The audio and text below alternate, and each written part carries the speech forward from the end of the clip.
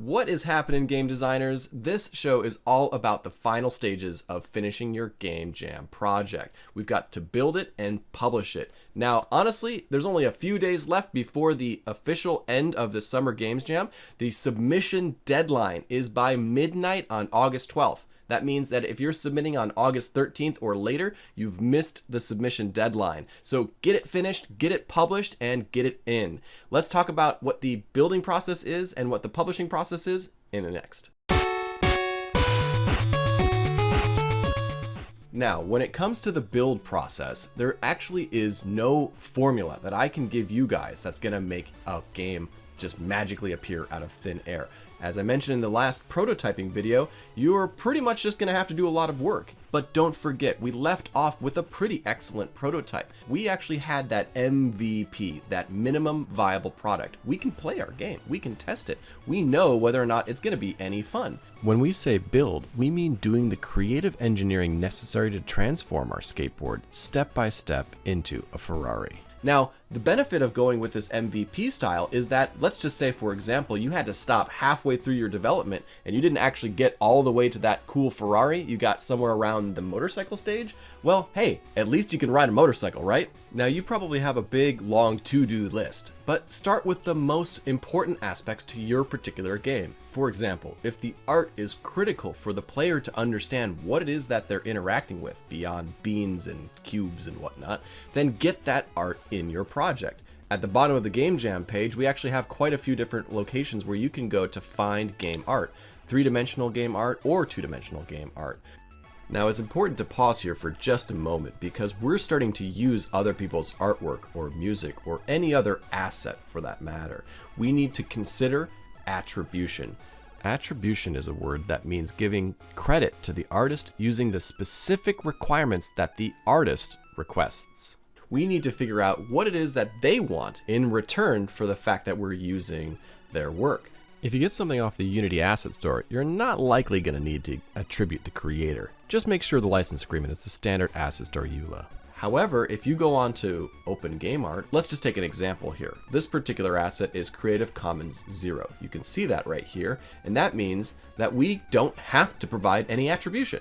You can if you'd like, but just realize that if it's CC0, there is zero requirement for attribution. There are many types of licenses, so be sure you understand what you're using. When in doubt, don't use the asset. But you can always ask for help from any of the teachers at the Games Division if you need it. Alright, so now that you've found some content and you plan to properly give attribution later in your publishing process, it's time to think about, okay, how do I go from a skateboard to a scooter to a bicycle on that little diagram? Well, the idea is this building process is also an iterative process. All of game development is iterative. So go ahead, put your art in, take a look at it, see how it feels. Use your game instincts as a designer to determine whether or not this is essentially finished or correct.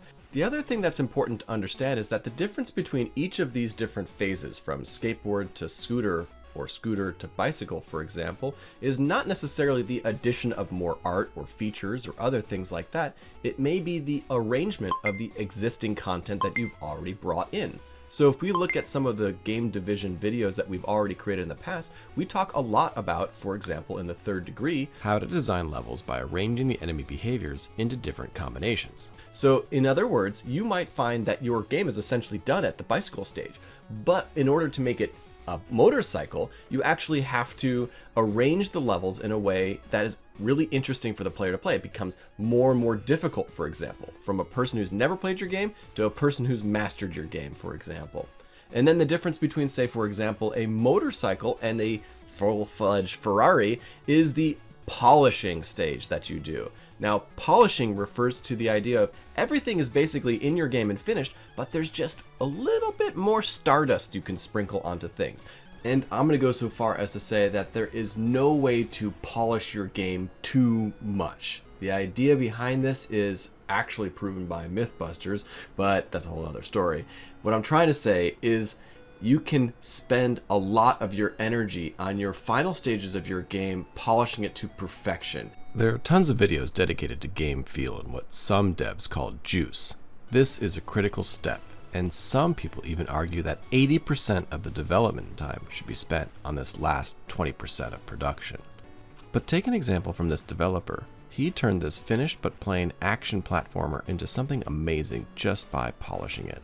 In this example, polish meant the usage of lighting and post-processing effects, particles, screen shake, good music and sound effects, all of these things to put together to really just elevate the game further. Thanks for the devlog, Philip. Everything that you do during the polishing phase is essentially taking what's existing there and making it better. You really shouldn't be adding more stuff, for example, during that phase. So the question is, how do you know when you're actually done polishing your game? Now this is a perfect segue.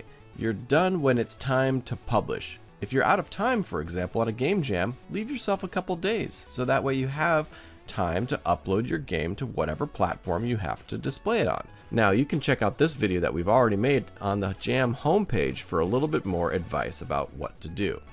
Well, that's pretty much it for building and publishing. I hope you're ready to win some prizes. Now, one last thing I want to leave you guys with before I close up. Now, you should remember that you are oftentimes your own biggest critic. What I mean by that is don't feel discouraged that your work isn't good enough or something to be out there. You really owe it to yourself and all the time that you've committed to your thought process, as well as the time that you spent even trying to put something together. Put it out there, and that's it. Just be done with it. Be like, I tried and this is my best. That's what you got going on. So, at any rate guys, keep making great games. We'll see you next time.